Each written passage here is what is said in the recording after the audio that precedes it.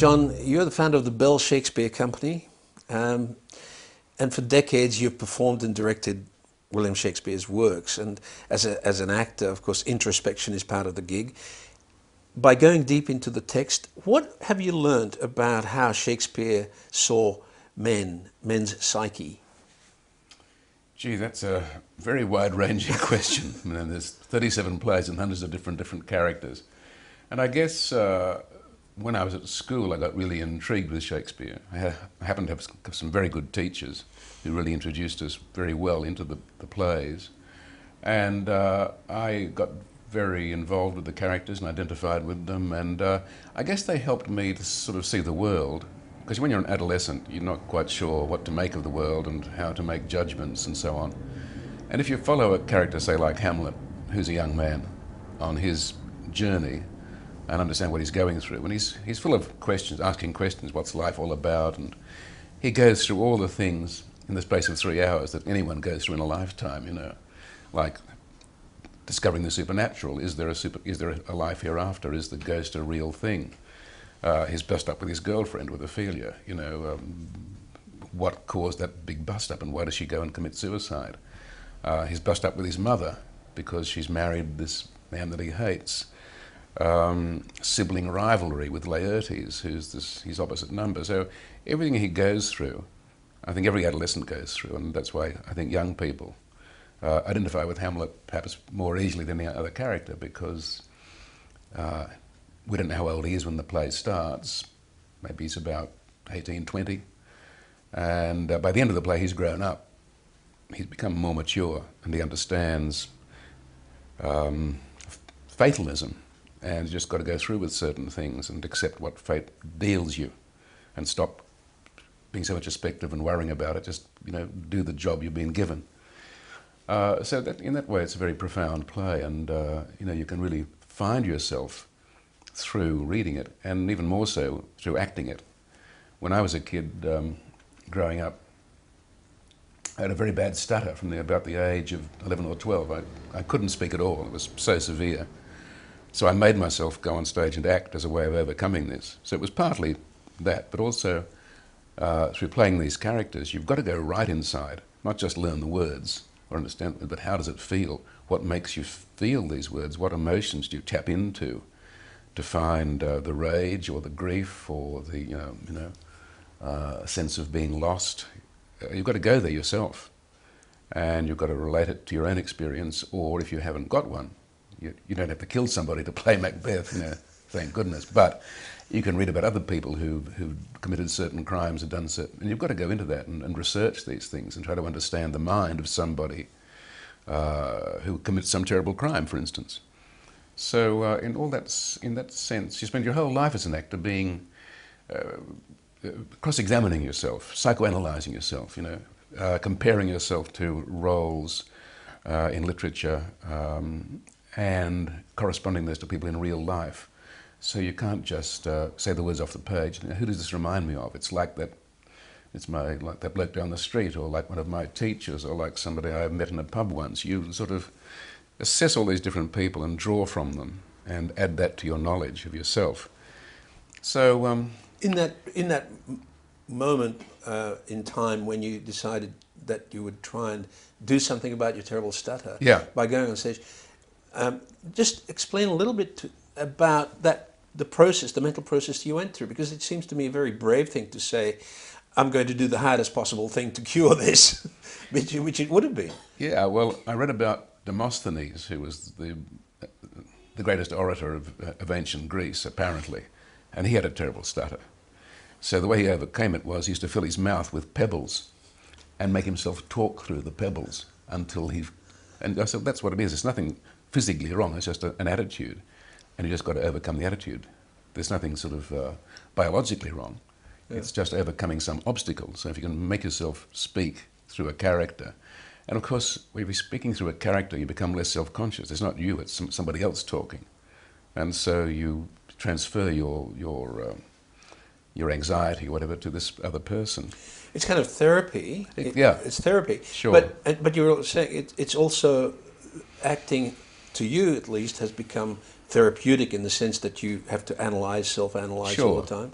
Yeah, I think you can overdo it. You can become too self-analytical and can become a bit of a self-indulgence if you overdo it.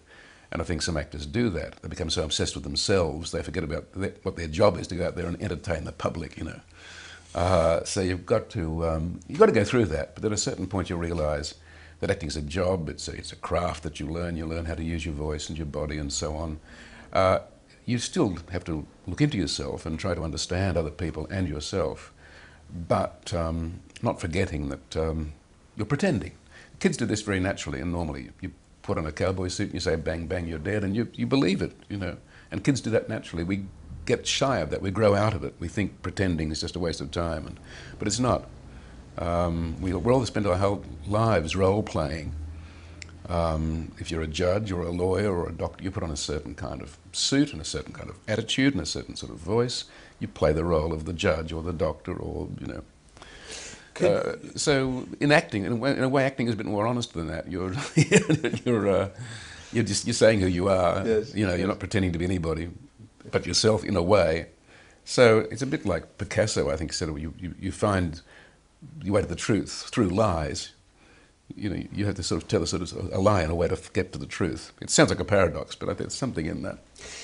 Has there ever been a time or a problem, a challenge in your life that you've been able to solve because of the craft of acting?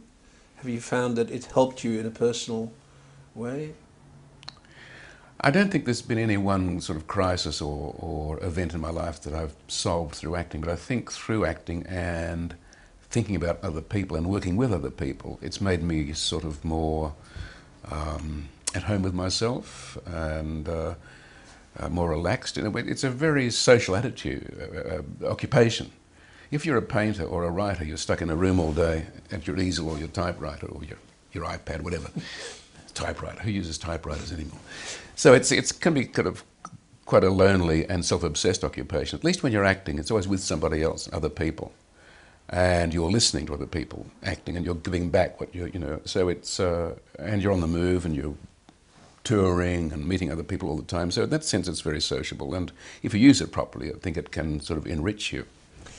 You're saying specifically about Hamlet, for example, young people relate to Hamlet. Looking at Shakespeare's works, where else do you see, I mean, I'm sure you've been asked many times, is Shakespeare still relevant today? Yeah, sure. Let's talk through that. Where are the relevances in Shakespeare? Well, to me, Shakespeare has become a kind of a book of life in a way, that you look to Shakespeare to answer certain questions, and he was somebody who could create whole worlds, not just story, but whole different worlds and societies, whether it's ancient Rome or Greece or some magical island somewhere or somewhere in the imagination. He can take you there. And he had a fantastic understanding of human nature, men and women, old and young, good and bad. He understood them very acutely, just through observation.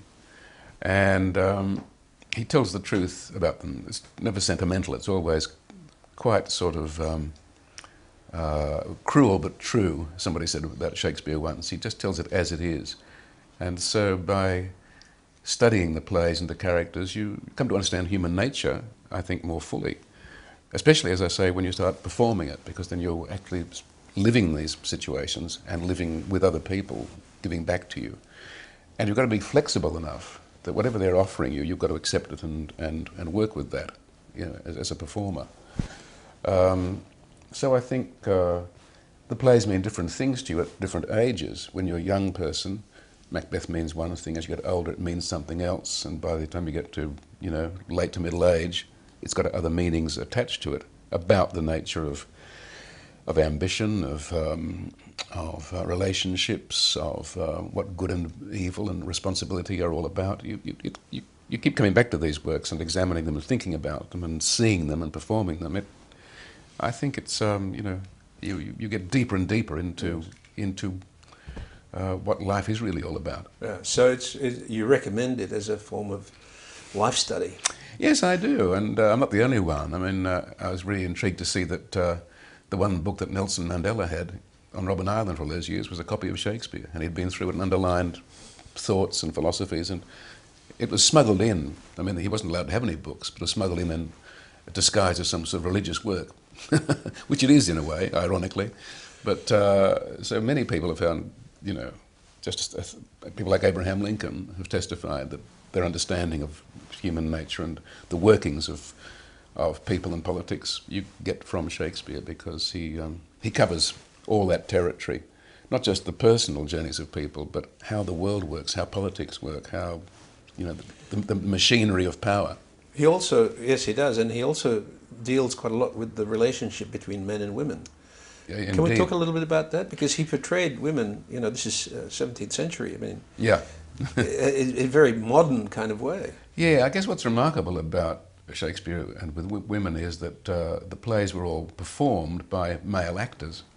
Women weren't allowed on the stage in the 17th century. So these great roles like, say, Portia or Rosalind or Lady Macbeth, were Cleopatra, were all played by either adolescent boy actors or young men. And of course the older men played the funny old women like Mistress Quickly or the witches in Macbeth. So there were always parts for them. And I think if you look at his earlier plays, he's pretty hard on women. They're often like viragos, and they're threatening, like Catherine the Shrew and the Joan La Pucelle in Henry VI. They're viragos. They're tough. Queen Margaret in Richard III, she's a monster. So he goes to the stage where women are kind of masculine figures, and they're threatening. Lady Macbeth. And then, as he gets a bit older, the women, he wants to give them some power, but women in that society haven't got any power. The only way they can have power is to get disguised as a man and get into the male world. Like, take Portia, for instance, in The Merchant of Venice. She has no power. She wants to save Antonio. So she disguises herself as a judge and gets into court and pleads his cause and wins it. But she finds her power through getting into male drag, if you like. And then in his final plays, he doesn't have to do that anymore. The women have a tremendous amount of power of their own, and they are the ones who have the wisdom and the generosity of spirit and the power of mercy and forgiveness. And the men are seen to be much more fragile and lacking. So and I guess that came through experience, having daughters of his own, growing up with women, you know. In his own personal life, he was married at 18 to a woman who was 6 years older and pregnant. So obviously his interest in women started early. And you have two daughters of your own. Tell us a little bit about being a father. I'm always curious, are you able to advise them at all? About men, you know? No. Did they ever ask you? No way. No, never asked me, no. Now, being a father is wonderful, and to daughters particularly wonderful. I would have been interested and would like to have had a son. That didn't happen. But having two daughters, I may have had it easy. I think sons could be a bit rougher. I don't know. I've had the experience. I was the only boy among. I had four sisters and a much younger brother. He came along 18 years after me. So, and I had female cousins as well. So I was the little king of the castle, you know, and very spoilt as a result. Growing up, I didn't mind that a bit. Now, having daughters was wonderful, and still is. I've got 5 grandchildren now, 1 boy and 4 girls again. There seems to be a pattern here somewhere. And no, I never gave them much advice about anything. I think my wife and I tried to teach through example, really, and not telling them anything. Oh, well, occasionally, like, you know, don't talk with your mouth full, or don't, you know, whatever, don't drop your towels on the floor. Once more or you'll be out, you know, that sort of stuff. But nothing profound, nothing about... Just by living with us and watching us, I hope they sort of learned things to their advantage. Well, on that, I'm curious, you mentioned how, you know, not entirely seriously, but it's a point about Shakespeare being kind of a spiritual text, or some element of that in terms of moral codes anyway. Sure. Did your moral codes and your sense of your identity develop as a child through watching your parents, just as... Oh, yes. I was very fortunate, I think, in my life. I had 2 very loving parents. Their marriage was, you know, a miracle of harmony, and my grandparents were the same. On my mother's side, I never knew my father's parents. So he died after came back from the war, and was he had gas poisoning. So I never knew him. But my grandparents were wonderful, and I grew up very much as part of that family. Did religion play a role in that? I was curious. It did when I was younger. I dumped religion when I was about in my early 20s, and I'm now an atheist. But was brought up as a very strict Catholic. When I say strict, the teachers were strict, the Marist brothers. They were strict. My parents and grandparents were not. They were very soft, but very devout Catholics. But that formed the basis of your sort of moral code or guide? Well, to some extent, I think religion is a lot more about dogma and supernatural mythology, if you like, and not enough about morality. There's too much emphasis on the mythological side and not enough, if you like, just specific values. I think some of the values I was taught I no longer accept. And I found more, I'd say, common sense morality through other sources, through philosophy, through reading, through literature, through being with other people, and studying other religions and other countries and cultures. And what have you discarded? I'm curious. Discarded? Yeah, those early... I'd say prejudice was a huge thing in a Catholic upbringing. Mm-hmm. We were discouraged from mixing with Protestants. They were the children of the devil, just don't talk to them, don't be with them. So I never knew any Protestants until I went to university. One of our teachers used to refer to Jews as the DJs, the dirty Jews.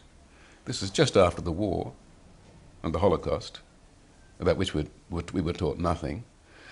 The Catholic education that I went through was largely to do with bigotry and I would say superstition and, certainly, and the men who taught me were mostly good men. There were a couple of crackpots and at least one pedophile among them. But most of them were well-intentioned and kind and generous and very encouraging. I have a lot to thank those men for, but I don't thank them for the stuff they filled my head with. Mm.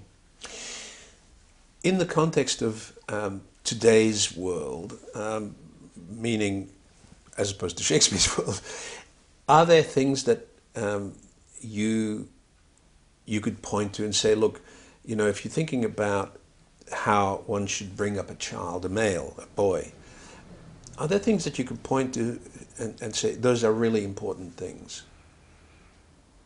You're talking about, from my own personal experience of being a father? Well, yes, although you didn't have any boys. No. So I'm just curious whether you have any ideas on what advice you would give, say, a grandson. Oh, I see. Or a son-in-law. I'm pretty wary about giving advice to anybody, I'm afraid, because I don't think I have the right to impose advice in many areas. I do professionally when it's with young actors or actors I'm working with. I'm, pretty confident to give advice about what they're doing technically, professionally. But in their private lives, I would very rarely offer anybody advice. It's often presumptuous. It's often from a totally personal perspective and not seeing it from their point of view. Again, I'd say with my grandson, to whom I am close, it's just by example. The occasional no-no, or when they're very small. Luckily, he's very close to his father, and his father is a good role model for him, and they're extremely close. And I can see he's getting a lot from just watching his father and observing the way he lives, the things he does, the things he doesn't do. And I think that's the best possible example. I'd say the only really important thing is to be close, to be there, to be present. We were careful, my wife and I, with the children were small, not to go away too much, not to go on tour, not to be out of town too much, to be with them every weekend, as much as possible, without crowding their style too, give them some free. We weren't kind of smothering them. But I think it's only when parents are absent a lot that things can go wrong. If you're there and you're listening and you're interested in what they're doing, and anything they do, you respond to it. You don't say, I haven't got time to look at that, I don't want to hear you play the piano, I don't want I can't come to your sports day. If you're there all the time, that's the best thing you can do. And of course, I guess in a sense, being there and being a part of their life,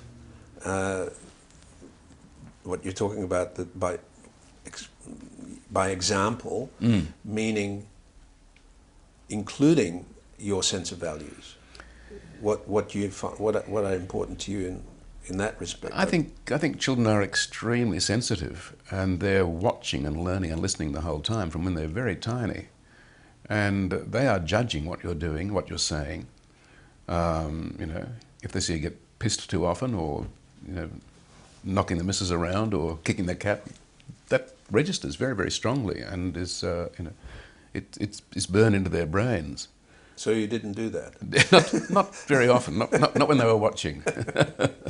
But what, very difficult question, I know, but is there your sense of self? I mean, being an actor, of course, as we keep saying, being an actor means studying yourself a lot, but has your sense of self changed over the years?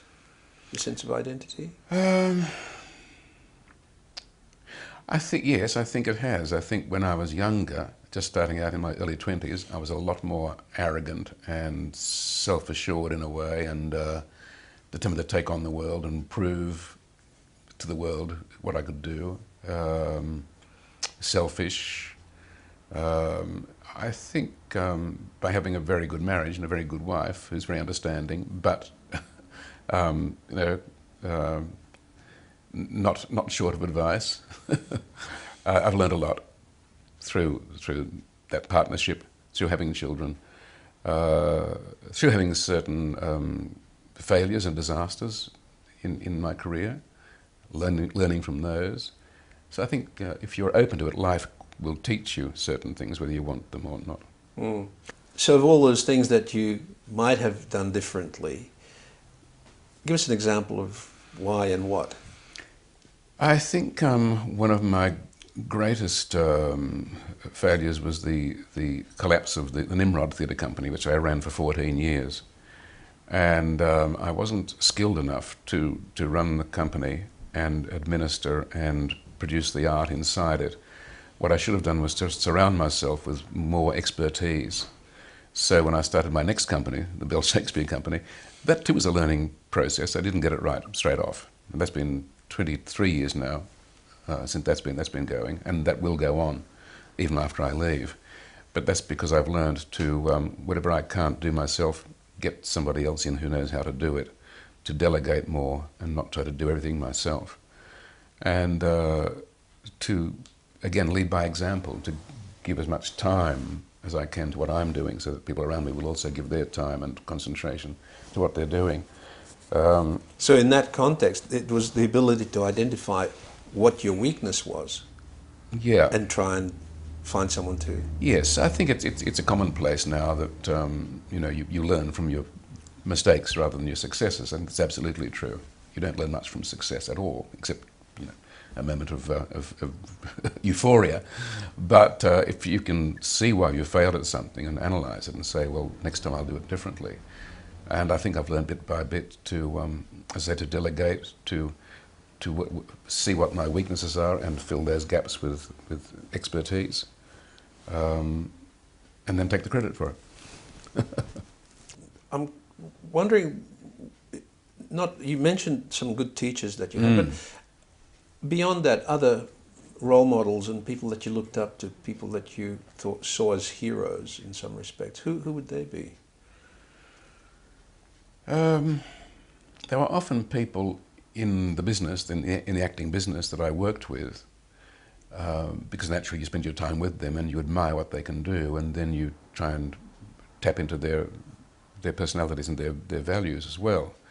There are some very good performers and actors who you wouldn't want to get to know too well. They're clever, but there's something in their personal lives you wouldn't want to respond to.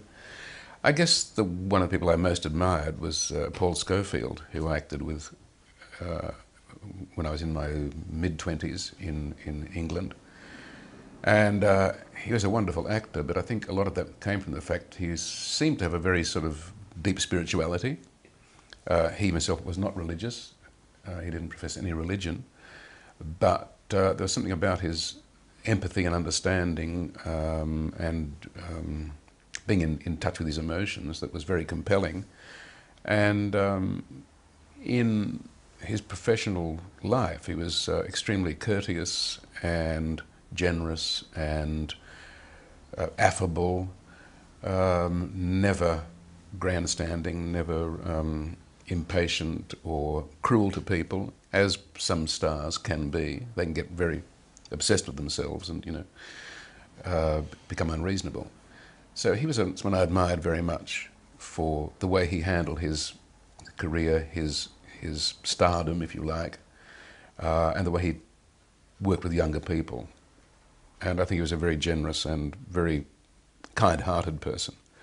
So he inspired me. That's the kind of person I would look up to. Are you able to, sort of taking that further as how that's a reflection of your own sort of sense of what's important to you? Are you able to say, now at this point in your life, these are the things that are important to me, or some of them? Well, in a particular order. In no particular order. Yeah. As I say, I haven't got any religion, but if I have any empathy with any religion, I suppose Buddhism would be one I would sort of have some respect for. Not for its mythology and dogma, but it's one religion that expresses concern for all creatures, human and animal. I was taught at school that animals didn't matter. You could be cruel to animals because they had no souls. So you could kick the cat and didn't. There was nothing wrong with that. This weird Christian thing about only people have souls and other forms of life are there for our use. Buddhists don't have that. Every insect, every animal, every plant is holy, and I have a great empathy with that attitude. So I'm a vegetarian, for instance, and very much concerned about the ecology and the world in all its aspects. Those things matter to me a great deal. And I think if you have concern for the planet and for other forms of life and all living creatures, that makes you a more whole and a more caring person, I think. If you have no concern about animal welfare or the natural world, it makes you a narrower person and less responsive to the whole of life. Things make you angry? Do you get angry? Oh, very, very. Mainly with politicians. Okay, there's not much you can do about them, I suppose. Oh, you can vote them out, or you can shoot them if it gets comes to the crunch. How do you? I mean, but I'm talking about the sort of anger that you need to manage. Do you ever lose your temper and? No, I'm pretty even-tempered these days. I used to get cranky when I was younger, I think, and as I say, less aware of other people. I've mellowed. I hope most of us mellow. But my wife will often say, "What are you wringing your hands for?" And she'll catch me going, doing this. Yeah. And it's generally to do with, the asylum seekers controversy or some sort of racist thing in the newspaper. Those things really get up my nose. And I take it up by walking to a corner and crunching my hands together. Which doesn't do anybody harm except my hands. I'll end up very arthritic as a result of all that. But at least I haven't hurt anybody else. So deeper, I think I get more sad than angry about things like world famine and what we're doing to the planet and those things. If you're going to get angry, you've got to do something about it and get out there and campaign or do something.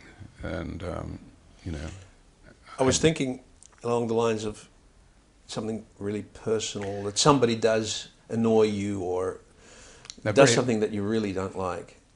I find I'm pretty even-tempered about that. Yeah, I let a lot of things just go through to the keeper because it's not worth.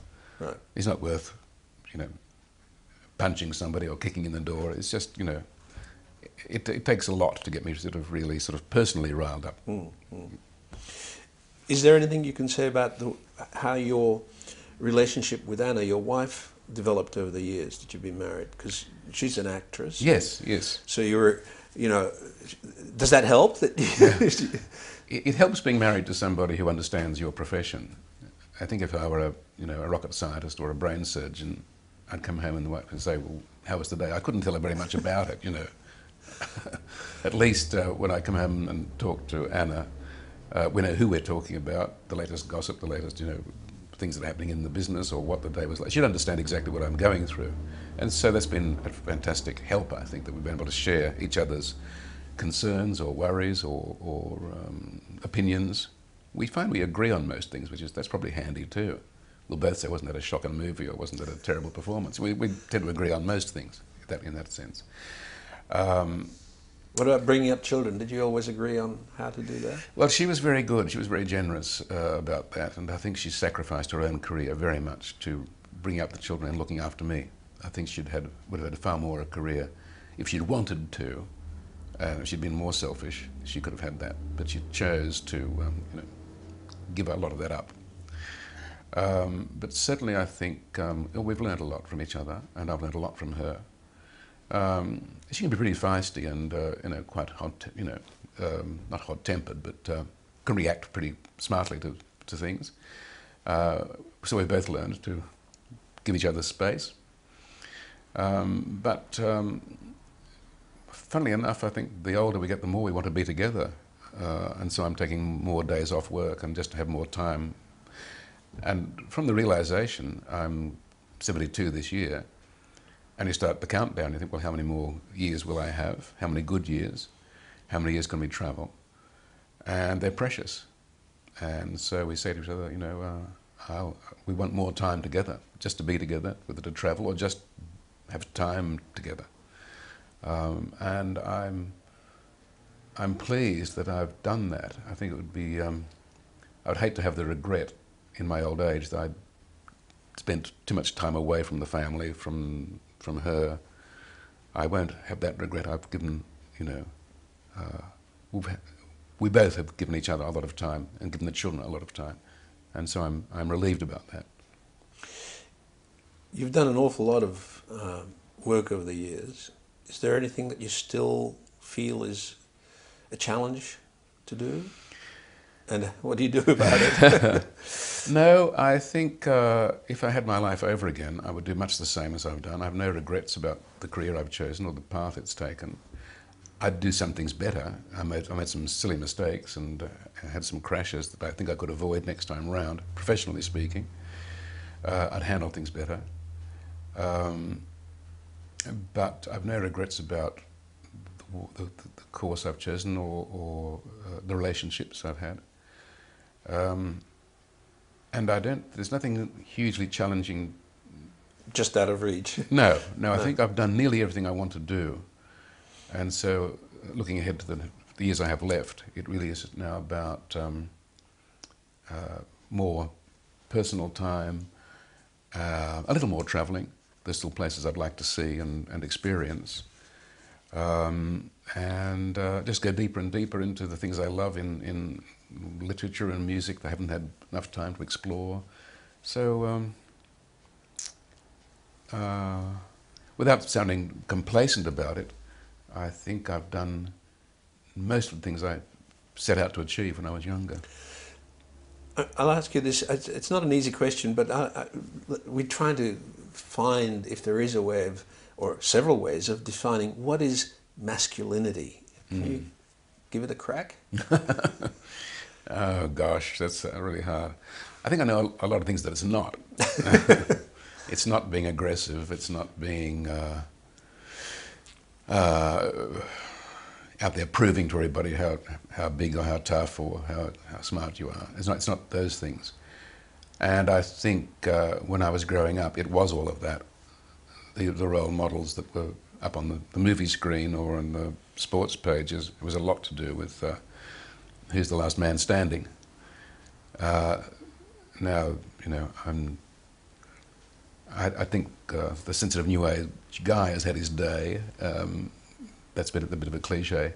But I think being masculine is really a lot to do with giving of yourself. If you're sure of yourself and who you are, then you can give a lot to other people. A lot of your time, a lot of your energy, a lot of your concern. when you're considering those things, are you considering what the cultural social environment is? Because at the moment, I would say that those images are still up there. They're still, Oh, yeah. the last man standing is still the only sort of publicly accepted form of masculinity. Well, yeah, I am concerned, and I do get angry about the way masculinity is presented to the younger generation, especially in movies, and so it's a lot to do with violence, with vigilantes, with the good guy against the bad guys. That's okay when you're, a 5 or 6 year old. That's kind of nonsense, but it's being pushed more and more to adolescence, and those kind of role models, I think, are very, very damaging and dangerous. We know that sports heroes have a lot to answer for. They're aware of that, I think, but it's still too prevalent in the sports culture that it's all about who can drink the hardest and screw around the most, and that's no kind of role model. I think masculinity has a lot more to do, really, with the confidence to give of yourself, whatever strengths you have to give out those things to other people. That means a certain degree of self-assurance, I suppose, but not to be shy in coming forward and whatever you've got to offer, to offer that. That's what I think is the most important part of being a man, being male, is reaching out to people. So I think men have a huge responsibility to provide good role models, because bad ones can really influence, many thousands of kids, I think. You were also a bit of a role model, certainly to people in your profession. I mean, were you aware of that? Were you conscious of that? No. No, I didn't set out to be. No, but you became one, surely, do you think? Well, maybe because I've formed my own company and am responsible for quite a number of people's jobs and careers. People look at me and judge me on my performance as a boss. Mm. So I think one of the things I'm most proud of with the company that I have is that we do pride ourselves on being a family and looking after people, whether they're in the rehearsal room or on the road, on tour. We very rarely have any problems with people because we look after them well, we're concerned about them. And that, to me, is our main responsibility, is to treat people well and fairly. And if we do that, then their work is good. They respond well, they perform well. Shows don't fall apart through dissension. So I would never have anybody in the company, either as a director or an actor, who was exploitative or in any way, or harassing or cruel to people. I've got no room for that. It does exist in the industry, and people get good results from it for a while. In the long term, it's no good for you or for the people you're working with. It's not comfortable. No, and since we're not doing it for the money or the fame, unless you're happy, what's the point of doing it at all? You've got to be happy in your work, and people around you have to be happy. I can't work with any kind of dissension or misery in the space. I can't work in that. That negativity. Negativity is just no. I can't work with that at all. Some directors I know love it and they exploit it and they think it creates drama to have that kind of tension and negativity in the room. I'm on the opposite camp. I can't take it. Thank you very much. Okay.